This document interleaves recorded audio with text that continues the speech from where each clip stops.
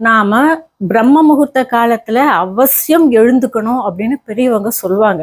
ஆனா அதற்கான காரணத்தை அந்த காலத்துல தெரிஞ்சிருந்தாலுமே, என்ன நான் சொல்லி நீ கேட்கணும் அப்படின்ற ஒரு அதட்டல் மிரட்டலோட சொல்லுவாங்க. காரணத்தை சொல்ல மாட்டாங்க.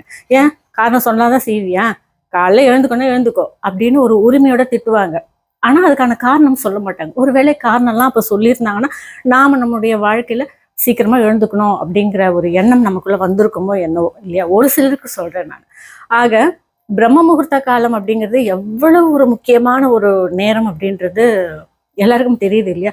பல சாதனையாளர்கள் இந்த பிரம்ம முகூர்த்த காலத்துல எழுந்து அவங்க வேலையை தொடங்குறாங்களோ இல்லையோ, அந்த நாளை அவங்க தொடங்கிட்டாங்கனாலே அவங்களுடைய வெற்றி அவங்களுக்கு நிர்ணயிக்கப்படுது.